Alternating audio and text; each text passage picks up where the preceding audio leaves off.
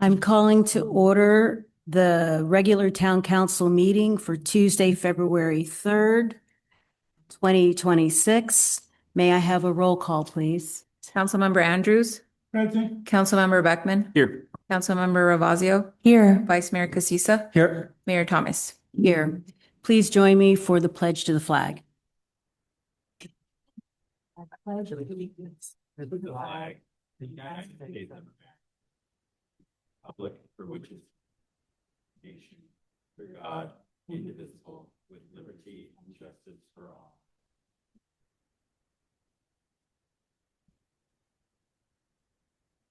Our first order of business is open time for public comment. Any member of the public may address the council on any topic that is not on the agenda this evening. Each person is limited to 3 minutes. There's a timer that will be up on the screen, and please keep your comments within that time. We did receive, would you like to? That one's for consent. That's consent. Okay, thank you. All right. Do we have any member of the public who would like to address the council? None in the room? Any online? Yes, we have a hand raised from Roy Wolford. Good evening.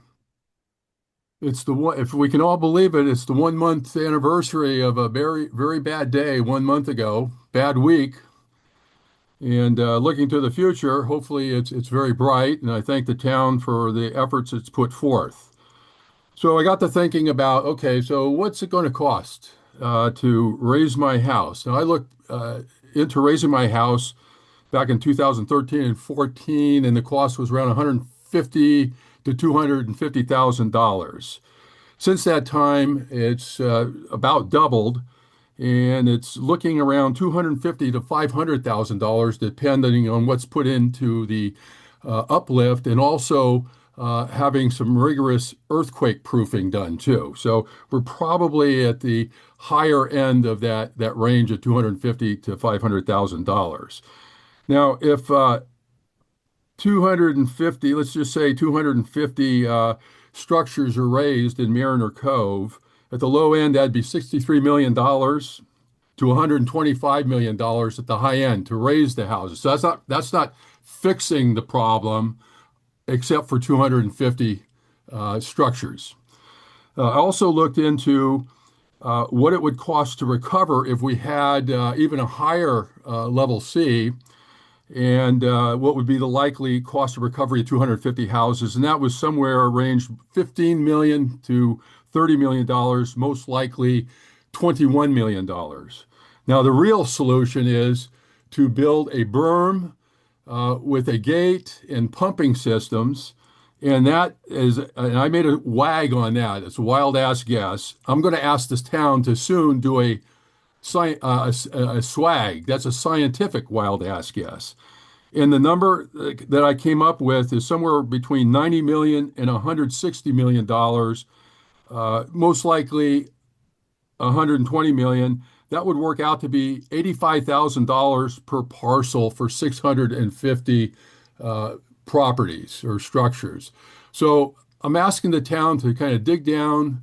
I know you're working real hard, the staff's working hard, but it's important to give these types of guidance numbers so we can get the big picture, not just the little picture, and wait for every dot of an I and cross of a T to get like a perfect number. We need some real numbers we can look at so we can make some important decisions. Do we raise a house? Do we not?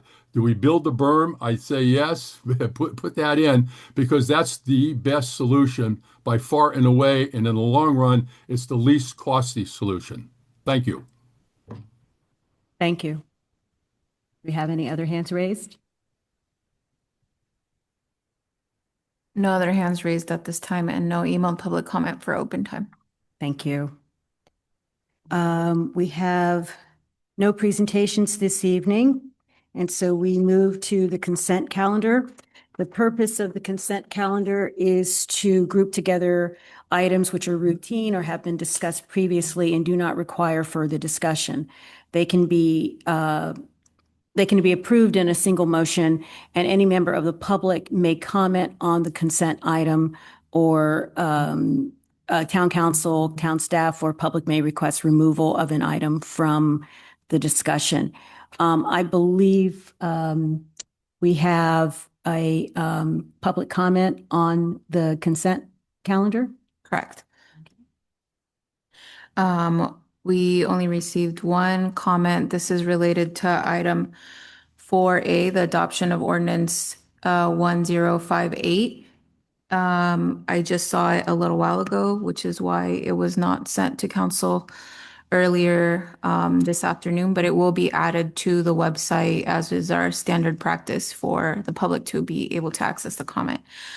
Because I didn't get a chance to send it to council ahead of time, I'm going to time myself and read 3 minutes worth of the comment into the record. This is from Todd Williams of HSW Legal.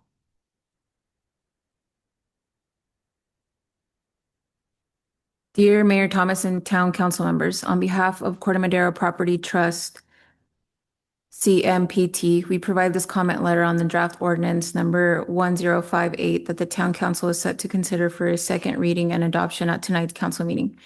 We understand that the stated purpose of the ordinance is to bring the town's current regulations relating to SB 9 in line with changes in state law enacted through the adoption of SB 450 that took effect on January 1st, 2025. Among the revisions enacted by SB 450 was the following. A local agency shall not impose objective zoning standards, objective subdivision standards, and objective design standards that do not apply uniformly to development within the underlying zone. This subdivision shall not prevent a local agency from adopting or imposing objective zoning standards, objective subdivision standards, and objective design standards on development authorized by this section if those standards are more permissive than applicable standards within the underlying zone. The ordinance as drafted, as well as portions of the town's existing SB 9 ordinance, violates of this statutory mandate.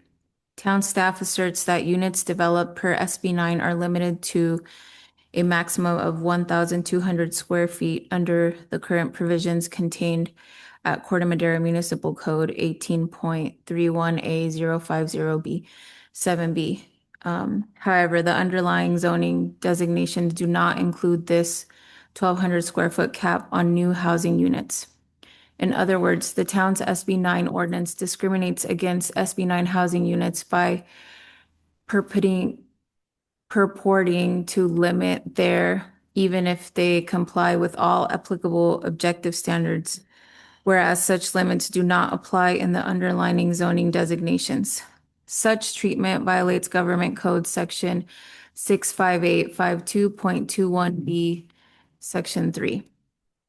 Similarly, the ordinance's apparent assertion that SB 9 units over 1,200 square feet, to the extent such units are allowed, would need to go through discretionary design review as contained in the proposed edition of Corte Madera Municipal Code Section 18.30.015 I1J, requiring design review for, quote, new units greater than 1,200 square feet that do not comply with the requirements of 18.31A, is contrary to SB 9, which mandates a ministerial process for urban lot splits and development of housing per SB 9. And that's related to a government code. And the letter continues, and as mentioned, it will be added to the website for the public to access and council to view fully later on. Thank you. When we receive a comment on the consent calendar, such as this one, are we bound to pull it all together and respond, or are we?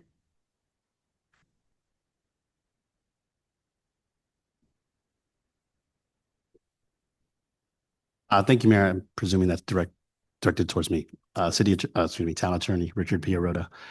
Town Attorney Richard Pierota, responding to the mayor. This is the consent calendar. It was read into the record just like any other comment to the consent calendar. You're not bound to have to pull it or do anything, but it's up to the council ultimately what it wants to do with this. And I'm just a little confused about, we usually, if it doesn't quite come this way, I'm just wanting to make sure that as we have received the discussion of this matter previously, and the fact that it's made it to the consent calendar, I just want to make sure that we have no other, that we can just, we can put it forward as, do we vote to pass it as it exists, or do we need to consider any other action? I mean, yes, yeah, Amy. Thank you.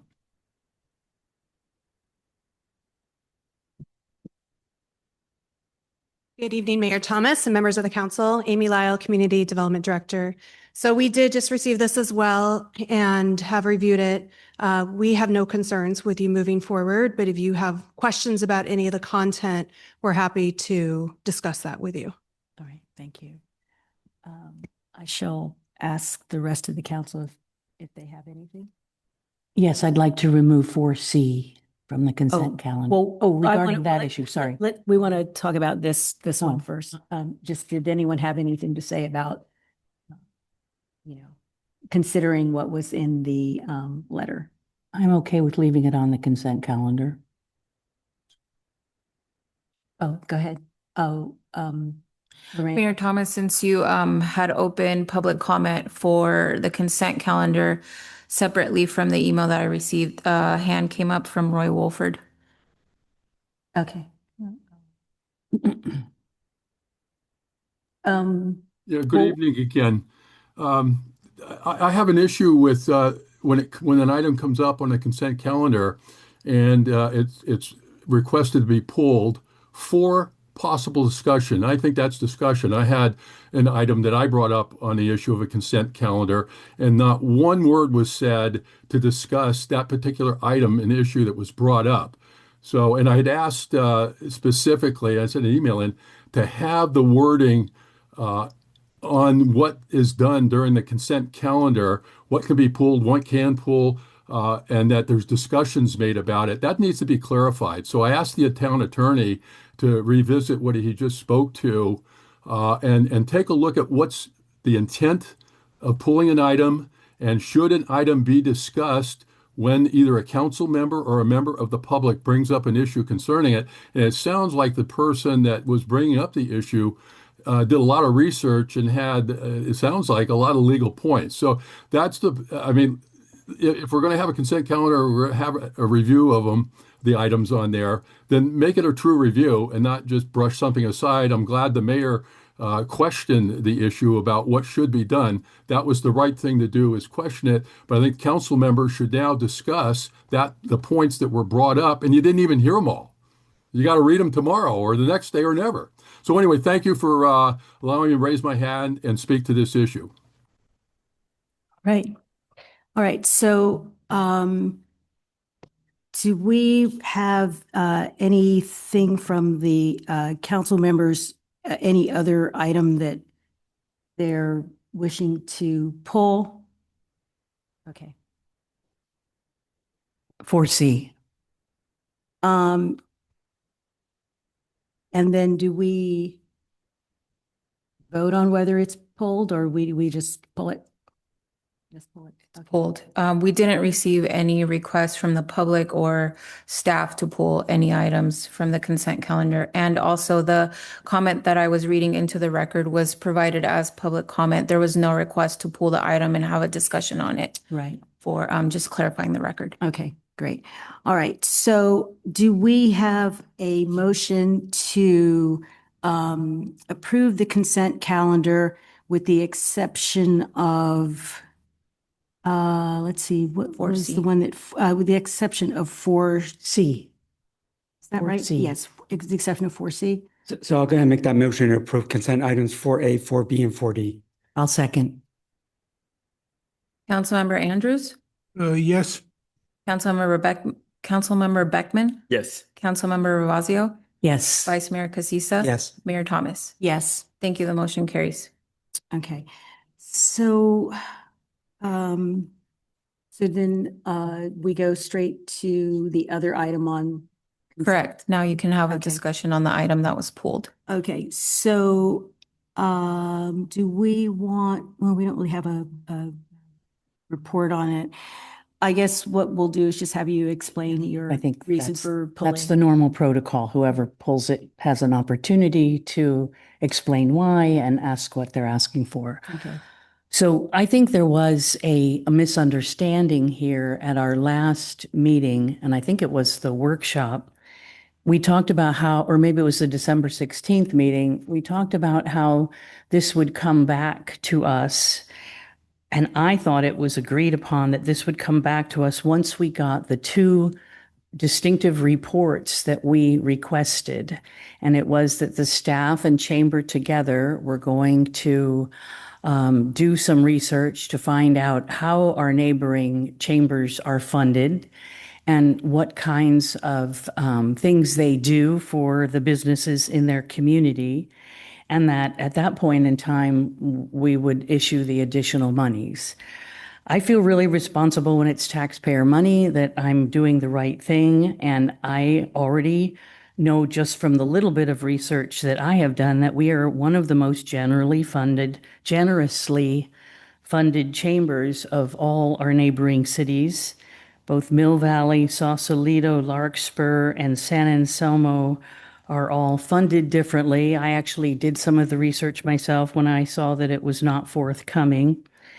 And all four of them say that they make a direct effort to get more people to visit their local businesses. And that's not sort of through member events, it's through promotion to the community. And it works. We saw in Larkspur over the holiday season, they threw events, they had all kinds of activities. And I think our town lost out on significant retail sales tax revenue because we weren't doing the kind of promotion that our neighboring chambers were doing. And I know this is kind of new. The landscape has changed and chambers are acting differently than they used to. And I think there's more competition for the disposable income out there. So I'm just concerned that if we say yes to this 50,000, and if someone can tell me that it's urgent, I wouldn't turn it down because I do support our Chamber of Commerce. But I just think accountability is the key. One of the things we didn't do for this project was set up a subcommittee. Now, both on the Menke Park project and the Intergenerational Center, Adam set up subcommittees, and I think they were very effective. They helped the staff and the council to officially work together, create an outcome, present the outcome, and I think we should do the same thing with the chamber. But I would like to propose that we just hold off on this if it's not essential that they have this funding now until the work is done. I think the work should be done. Otherwise, if we just fulfill everything they're asking for this year, I don't know, whether we're going to be able to get them to the table. So that's my thought. Yeah, so I'll just say it this way. I'm okay with giving the 50,000 now. I think there's correct me if I'm wrong, two $25,000 installments. To me, this is just a stopgap measure. It's my understanding that it's in the work plan. I believe Adam and Amy have been meeting with the chamber, I think since September, to try to figure out a long-term plan. So to me, this is just a short-term interim measure until we get that long-range plan. I cannot speak to what other towns are doing because I haven't seen any data on that. So I don't know what Mill Valley does, Fell. I don't know what they do. I don't know what events their chambers put on. So again, I can't speak to any of that. As far as sales tax revenue, I know because I walk a lot.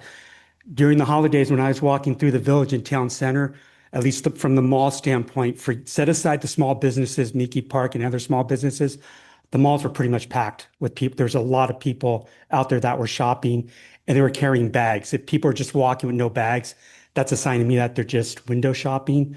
And I know I've had some conversations with the general manager at the village because I run into him occasionally, and he made it sound like they had a pretty good holiday season. So again, I just look at this as a stopgap measure. I would advise staff, and I brought this up, I think, in the last meeting, that I don't want to be sitting here 6 months from now having this discussion again. Something needs to come back to us sooner rather than later about a long-term solution. And I think Jim may have brought this up, and I agree with them. Essentially, to me, we should be coming up with a 3 to 5 year agreement with the chamber where either we're going to provide them funding, X amount of dollars. I don't know what that number is, right? And then they're going to provide services to the town, whatever services are. And I'm sure our town attorney can figure out some type of an agreement. But we need something long term, not to sit here every 6 months and every year and go through the same process. So again, I hear what you're saying, Pat, but I just look at this as a stopgap measure. And it's my understanding that if they may not pull the 25 the first 6 months if they don't need it, they may not pull it the next 6 months. It's not like we're giving them a check for 50 grand saying, let me know if I'm wrong, Rebecca. We're not giving them a check for 50 grand for the whole year. It's split up into 2 installments. So if they come back the second half of the year and say, we don't need the money, then we're not providing it to them. That's my 2 cents. But again, I can support at this point in time giving them the 50. But I agree with Pat, we need the data to come back to us, and we need a long-term solution, and we need it relatively sooner, not sitting here saying, well, we're going to have it in 6 months from now. And I know at the last meeting, I think I offered up to help if Adam needed help or with the chamber to try to figure out that process. I know what you're saying about ad hoc committees. I just think part of this is it's on staff to get this done. And we keep creating ad hoc committees, which is fine, but we're paying staff to do a job. And to me, again, they should be coming back to us with the work. We shouldn't be having to set up ad hoc committees for council people to do that type of work. So that's my 2 cents. Sorry, you look like you were going to say something. Rebecca. Sorry, Rebecca. Please. Thank you, Mayor Thomas. And thank you, Vice Mayor Casissa. You did actually speak the words I was going to say. So thank you for that. We do have our Community Development Director, Amy Lyle, who can speak on some of the work that has taken place over the last 2 months and beyond that. But you are correct. Staff is working on a long-term plan over the course of this year, and we did plan to circle back mid-year with an update, new programming initiatives, et cetera, that would increase revenue and better support our businesses. But this is a work plan item, and staff is working on it with the chamber currently. And the direction that we had felt was received from the December 16th meeting was to bring back the February 2025 resolution almost exactly as is, although Councilmember Andrews did give me permission to delete the clause on COVID if I wanted to. But that was the direction that we took, knowing that a full evaluation and a long-term plan was forthcoming, but likely not going to be ready by this February meeting. Amy, did you have more to add? Thank you, Rebecca. So as she noted, we have been meeting with the chamber, and as you noted, Councilmember Casissa, sorry, Vice Mayor Casissa. And so we have been meeting, and it's primarily been brainstorming to date. And so we do need more time to work with them on potential funding ideas and a long-term strategy. So that will take some time. And we do plan to come back to the council mid-year as what our goal is, to elaborate on what ideas are happening and next steps for you to consider.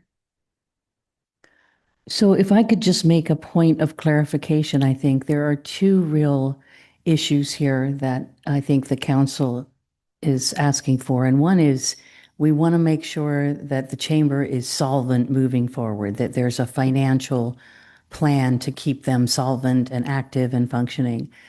But secondly is, what are they doing? So it's solvency and the services.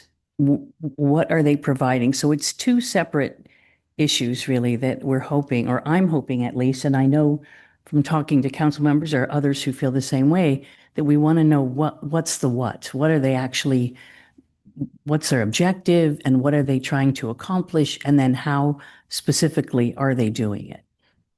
So I will say it is a little tricky because they are a separate organization. They have a separate board of directors, leadership team, and they're not part of our town government in any way. So we have no oversight on their activities or really anything. We have a partnership and we're working together and we're providing resources that we may have to help them assess potential funding mechanisms and long-term strategies.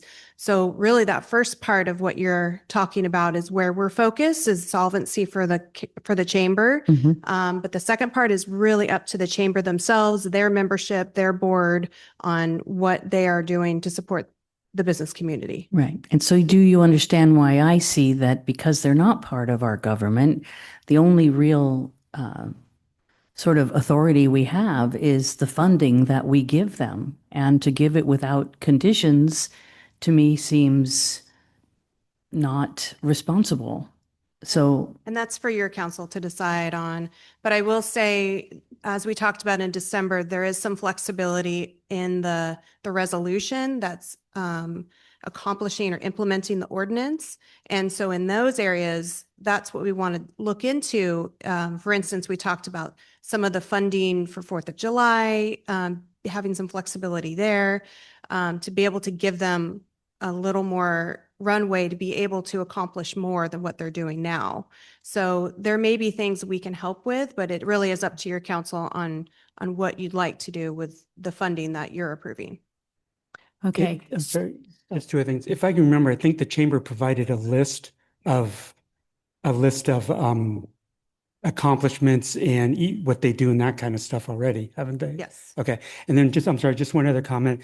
I know our previous attorney looked at this, but I would like our new attorney to take a look and get your take and your interpretation on there was a ballot measure way back when, probably before I was born, regarding TOT, how the chamber's getting paid. Then back then the council also came up with an ordinance. It might be outdated. I don't know if that needs updating. Plus there's interpretations on how that money can be used. They get percentage of the TOT. I don't want to get into too much background for you, but I'd like you to take a look at that and get your interpretation on that. You know, what the money can be used for, if it needs to be updated, if we can update it. That's just on a high level.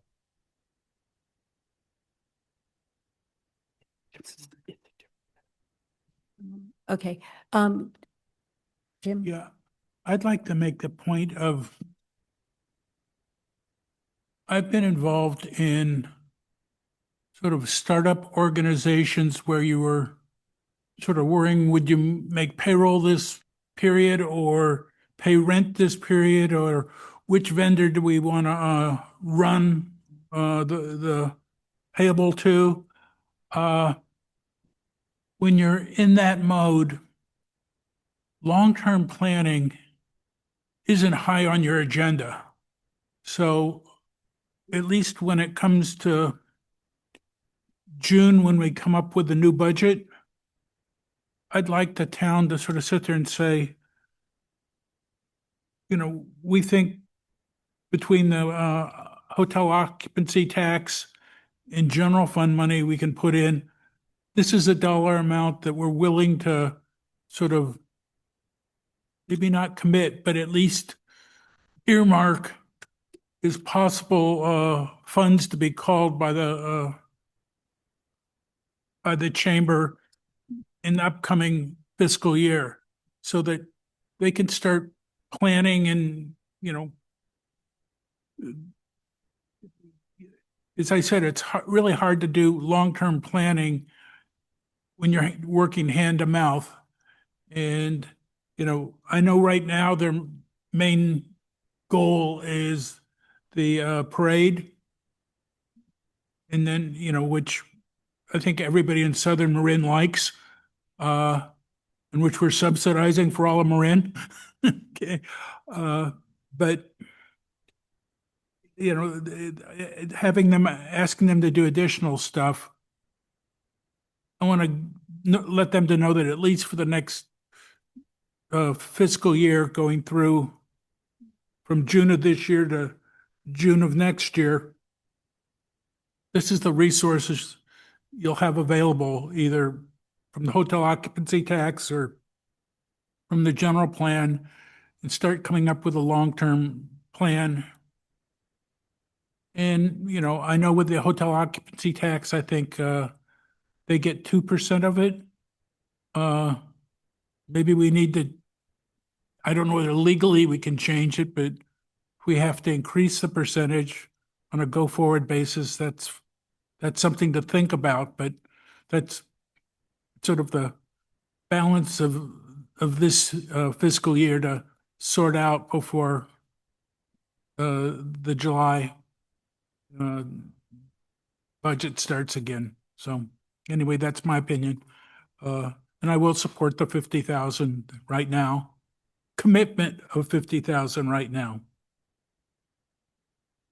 Yeah, I'm happy to support this item as well. I think, you know, I think we provide funding to the Chamber of Commerce, and the voters agreed to provide funding to the Chamber of Commerce, not so that we can control them, but because they provide important services to our business community, and that in turn reinforces the town's economic vibrancy and our sales tax base. So I don't view that funding as something that's a source of leverage, and what I don't want this discussion and this partnership to become, I don't want this to become a hostage negotiation. I feel like there's a working group that I think is diligently working to figure out what a long-term sustainable path forward is. I'm eager to see what that group comes up with, and I'm happy to re-engage in a more substantive discussion once there's a proposal there or once they have a sense of how they want to move forward.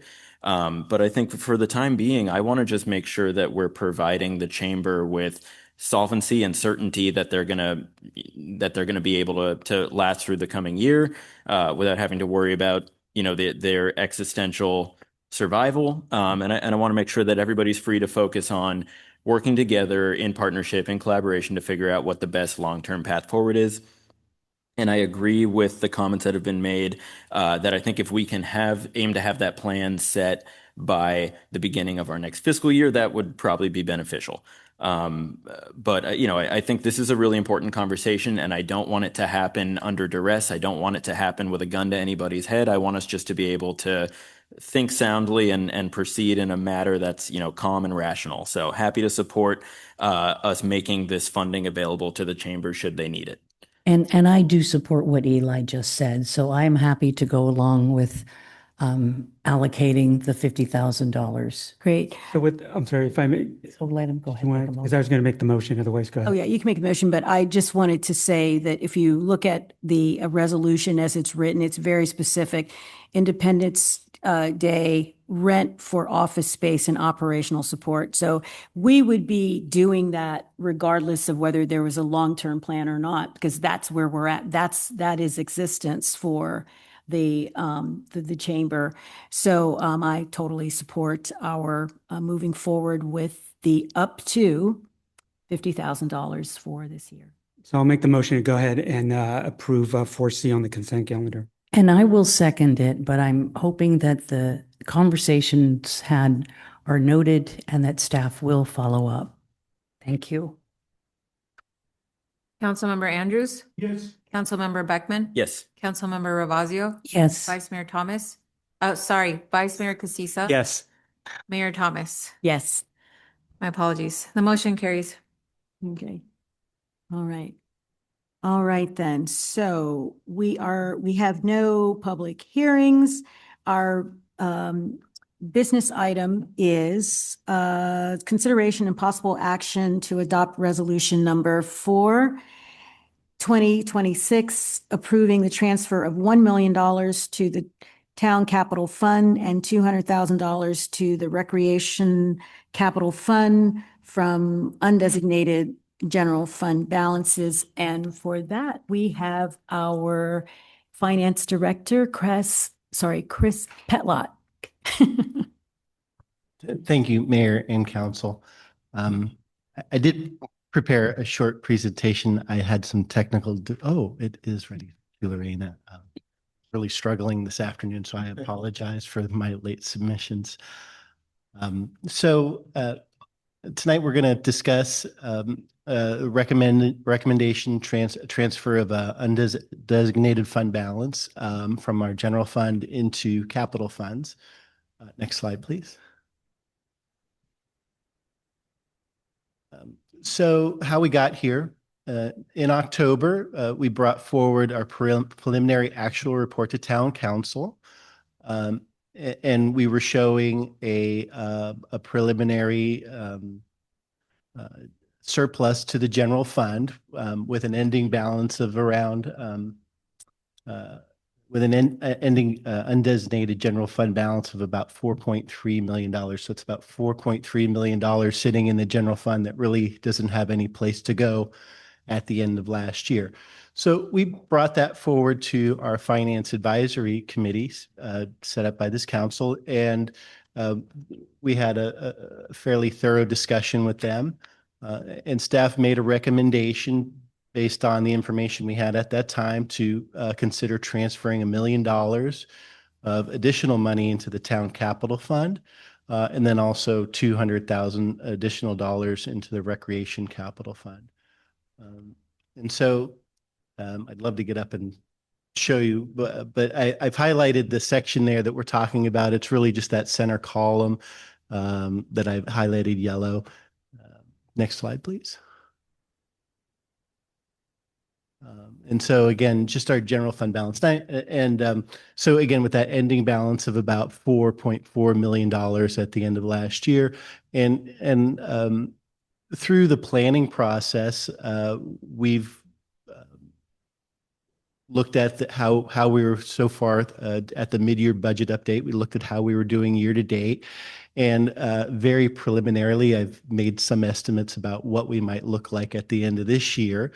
And if all goes to plan, we should end up with about $2.5 million or so in undesignated general fund balance at the end of this year, which is very healthy. And again, that's money that's just sitting in the general fund with not a lot to do with. And so, next slide, please. And as you may recall, at our planning session, we brought forward a 5-year capital plan. We updated a lot of the information in that capital plan based upon recent events, including the recent flooding and so on. And what we had identified when we were looking at that capital plan is as we get into those out years, we start running out of money, and we hadn't really identified all the funding sources. Next slide, please. So some of the major funding sources we do use for our capital plan is our sales tax override fund, or Measure F. And so we've identified, as we've planned out the years, how much we could possibly transfer out of the sales tax override fund. And again, leaving in the reserve there about $2.5 million. So just balancing the amount that we can utilize from that. Next slide, please. Another source that we use for funding our capital plan is the town capital fund. And again, when we initially looked at this, and we looked at our funding our 5-year capital plan, and again keeping a healthy capital reserve there, towards the end of year 4 and 5, again year 2029 and 2030, we start to run out of funds identified to help us fund our capital plan. Next slide, please. And again, here, this is our recreation capital fund. And this is where we fund parks and maintenance and playgrounds and all the fun things we do here in town. And again, from this fund, right now, we just have planned to fund the town playground, of some portion of the town playground, as has been discussed with council. And then in the out years, at least at this time, we have only identified the park master plan, but we know that recreation and parks are very important here in town. So we staff and the finance advisory committee found it important to have good funds in this account to do future projects. Next slide, please. So the effect on the recommended transfer really within the general fund, if all goes as planned, at the end of this fiscal year, we will have still a very healthy undesignated general fund balance of about $1.4 million. And that's if, again, the transfers we've already discussed, keeping the designated general fund and pension reserves that council has designated. And again, possibly making these transfers. And so this is kind of how we see the next year or so going out if things go as planned. And again, we've been very conservative with our revenue numbers and same thing on the expense side. We've kind of, I don't want to say sandbagged it, but we've been, put everything in there we could think of to make sure that we were being very conservative. Next slide, please. And again, just to show how this how this transfer might affect the other funds. So if we make this $1 million transfer into town capital, again, that allows us to transfer, or it allows us to complete more of the capital projects, again, in those out years, 28, 29, and 29, 30. Next slide, please.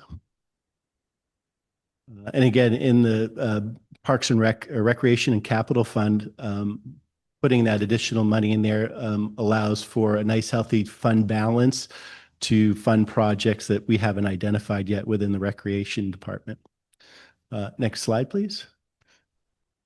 And then finally, on our 5-year capital plan, if we were to go with this transfer, this would allow us, again, with funds we'd have identified, to get the next 4 years of our capital plan done, at least with the costs that we have identified now. As we all know, things change, but really we'd be looking for funding for that 5th year, and if we were to go ahead and kind of move forward with a plan like this. Yes. And I'll take any questions. Yeah. Where's the $500,000 to fix the corporate yard going to come from? Right now, we have it in the capital plan. If we go back to year 1 of the capital plan, we've already plugged that right in there. Okay. And generally, that'll come from fund balance, whether it's in the town capital fund or Measure F. But we've already identified that. We've got that plugged into the year 1 of the 5-year plan. Okay. Thank you. Do you have a question? Okay. I have just a couple questions. On the town park fund setting aside to go forward, I didn't see anything referencing the town park fitness court, which I know Parks and Rec really lobbied for, and then the community came out and said, yes, yes, yes. So where does that fit in? It's not on the schedule yet. Is it just not there yet, or do we have to get more funding for that, or would it be? Well, I haven't, I don't know about that project. Okay. And I'll certainly ask about it when I come in tomorrow morning. But that's why we would want to put those additional dollars into that recreation capital fund, so that these things, as they work their way through commission and design, and I'm still kind of the new guy, so I'm not. Oh, and you know what? It would be on the 26 work plan, so that means it wouldn't be in there yet. And so it because just they're- hasn't okay, bubbled got up to it. me yet. And again, setting aside funds, getting it out of the general fund and putting it into these capital funds as designated by the council kind of sets it aside so that these projects can be done, and we have the flexibility to do them. And of course, Tim will come back to the our Parks and Recreation Director will come back to council and make those presentations, and the money will be sitting there waiting for him. I don't know if it'll be enough, though. And to clarify, it doesn't preclude us using general funds for park projects either. Those funds are still available for those kinds of things as well. Absolutely. This is all directed by council priorities. We bring this stuff back, and again, these are just estimates. We're just trying to make the best plans we can, looking out as far as we can, and of course, nothing here is set in stone. And when things change, we'll amend these plans. We'll come back for your consideration. So where you have for 27, 28, and 28, 29, the 4.9 million anticipated in capital expenditures. Can you explain where you're anticipating that being spent? Sure. Can we go back to the 5-year plan? Maybe the last slide, the very last slide is a good. Thank you.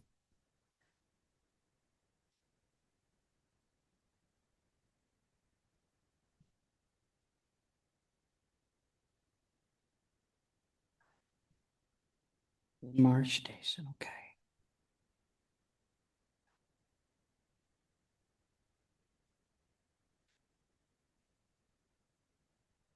So it looks like it's mainly marsh, the Shorebird Marsh Pump Station replacement and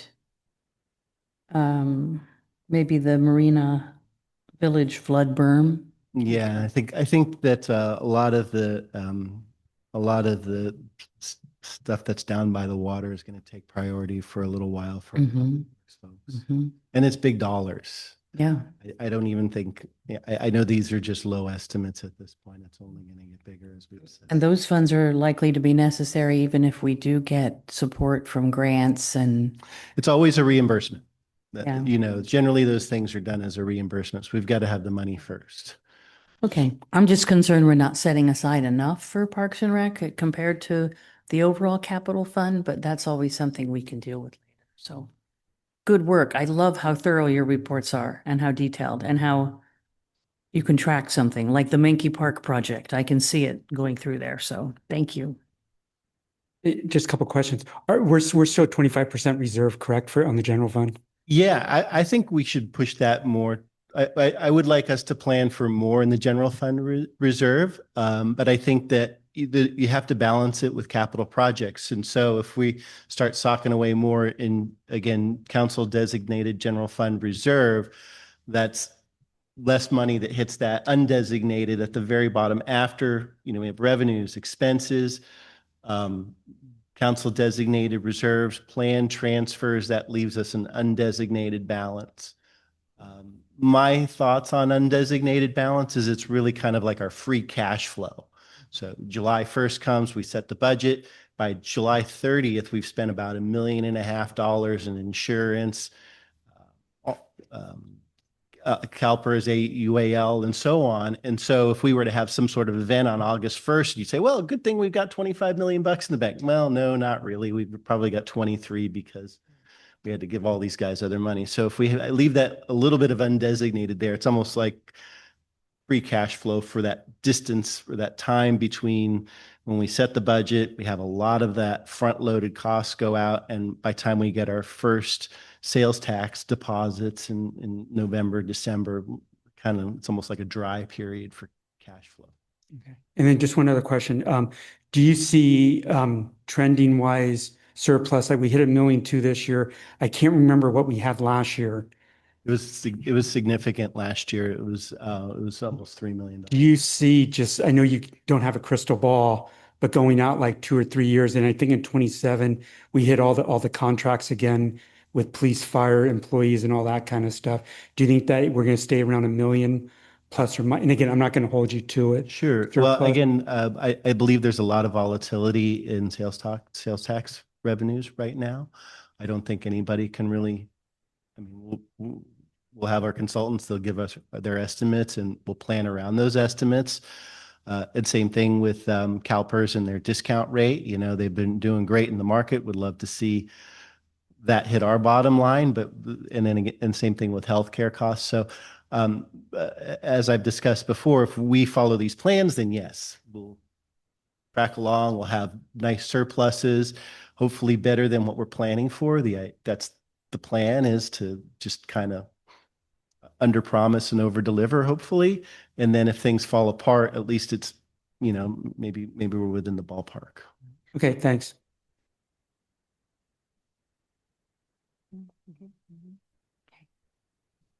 I just have one sort of little question. It's, you were saying you were thinking that we should have greater reserves. What is the magic percentage that you feel most comfortable with? Well, it's really hard to say because you don't know what can happen. Mm-hmm. So 25% is very generous. It gives us 3 months to react, and that's what it is reaction time. It gives us time to change what we're doing. So, we were all around in 2011. Things fell apart really quickly, and the quicker we were able to react, the better we could come out of it. And that's really same thing with COVID. When COVID came and things fell apart, the quicker businesses and governments were able to react, the better they were able to sustain and come out of it. And so really, 25% is 3 months, 30% is 4 months. So that's really what you're giving us is time by designating those reserves if something were to happen. Good. That's And I'm sorry, if I can remember by policy, I think we set it between 25 and 20, Goal of 30%. 25 and capped it at 30, if I can remember. That's right. And these plans push it at 35 or 25%.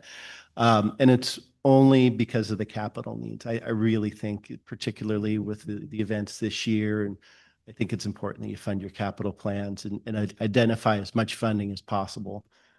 And once you're good there, then build the reserves, right? Exactly. Thank you.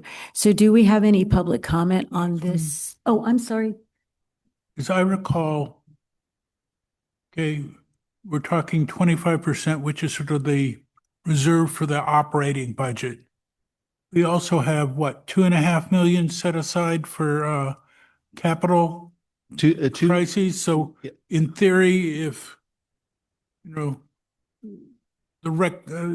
we had a disaster over on the east side of town and everything got flooded, we would have some capital funds available to try and recover while we pay for the operating expenses out of the other reserve. That's right. So if you look at both the sales tax override fund, there's a $2.5 million reserve sitting there, and I just try and balance that as we're planning what we're going to pay. Same thing in the town capital, keep that at $2 million, so we're not going below that in that fund. And then, of course, in the general fund, 25%. And there's also a pension fund reserve. So, push comes to shove, council could say, well, you got to do what you got to do, and we'll make it up later. So I think we're in really great shape. I do. I don't want to sell that wrong. Council has done a great job designating these reserves, and they put the town in an excellent position. And this is really today's discussion. I just wanted to take some of that undesignated general fund reserve and get it put aside for capital, because you've got some big costs coming. Thank you. So now I open it up for public comment. Do we have? We have a hand raised from Roy Wolford. Go ahead, Roy. Okay, good evening again. This question's for Chris. Chris, this is a bad case scenario from the flooding and down the road, and hopefully it never happens. But if Corte Madera were to lose 250, the taxes from 250 homes over in the Mariner Cove area, that's also be Marina Village, what would be the impact to the town?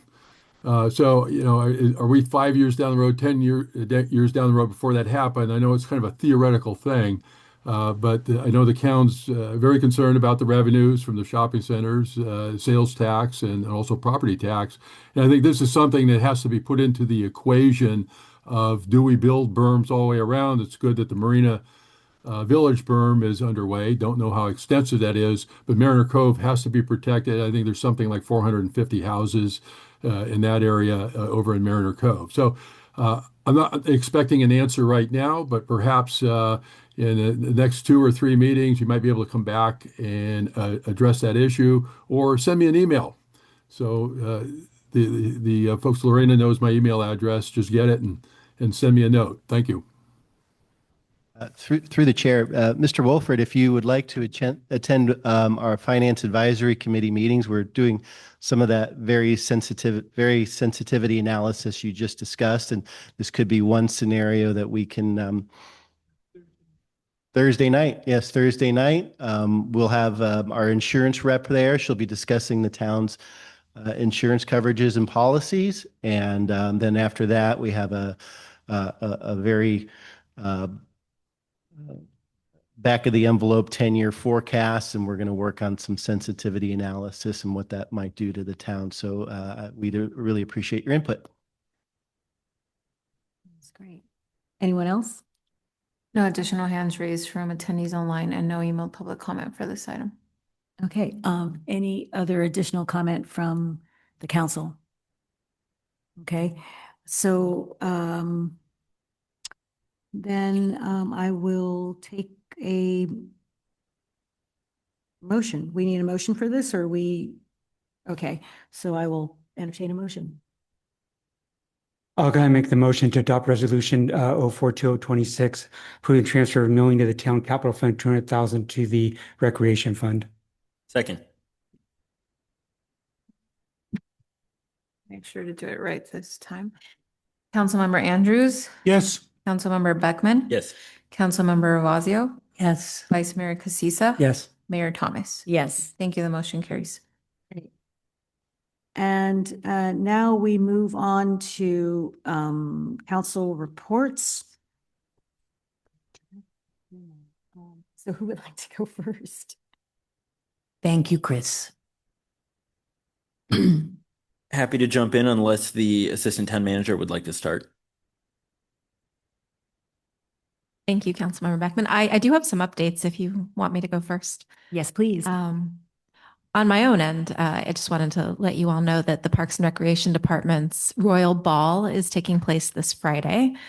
They have 125 parents and children registered to attend, and they do have a few more spots left, but not many. And if you happen to go by the community center this Friday, I'm sure you'll see a lot of dressed up families enjoying the evening on the Town Park Plaza having dinner beforehand. It's probably going to be a joyful atmosphere.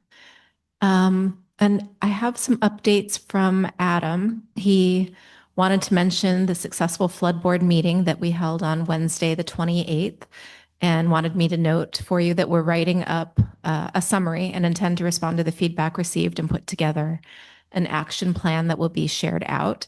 And staff will likely continue to use the flood webpage. I have it up. If you go to the town's website under the Public Works Department, there's a page that's titled 2026 Corte Madera Tidal Flooding Event. And staff is keeping that up to date with all available information. So they'll continue to use that page, and also we'll continue to use the flood board meetings for updates and communication with the community.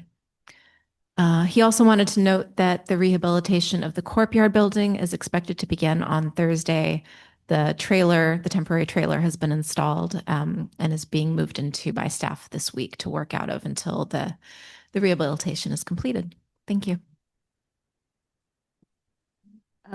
Jim? I don't really have a report, but I would like to congratulate our representative of TAM, since she's only been on the TAM for, 6 weeks now? And already she got Caltrans to fix the commute times. You know, I do what I do what I can do, you know. Okay. You. I'll go just a couple things. I attended the Marin Healthy Youth Partnership meeting, which the high school kids are leading the charge to end tobacco sales in Marin County. They're really trying to push beyond what the county has come up with. And I am working with them. I do believe in this. And I think that the businesses that are concerned can be helped with other revenue sources that will help make up for the lack of tobacco sales. And we're finding that in Mill Valley Market and other stores, I think Safeway even, have stopped selling tobacco products because local residents have asked them to. So it's happening voluntarily. It's a pretty easy thing to do. And we're finding the tobacco industry is not retaliating. In Manhattan Beach and Beverly Hills, they just let it go. So I think we have a real opportunity to establish leadership for Corte Madera in looking out for the health of our kids.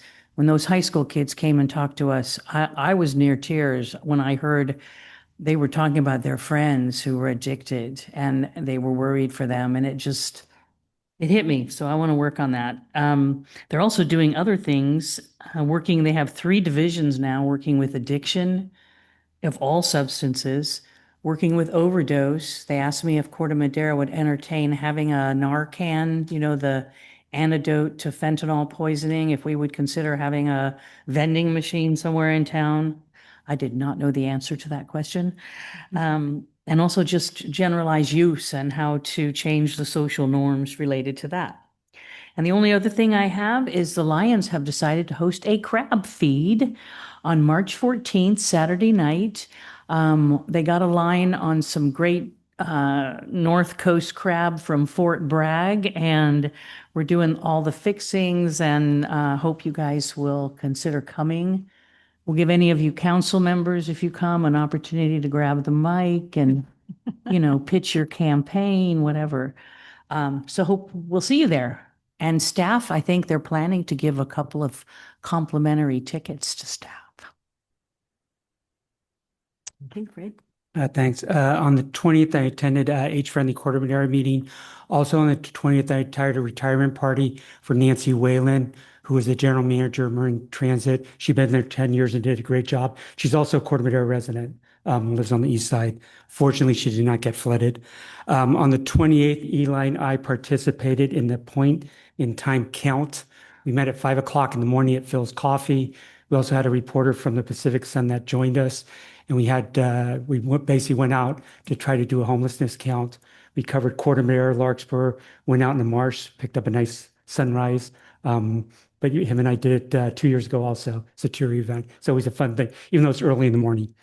Also on the 28th, partially attended the MCC MC meeting, only the first half hour or so. And then after I attended the special flood board meeting that night also. And then just one last thing, on the 27th, we had an ad hoc committee meeting for the Intergenerational Center.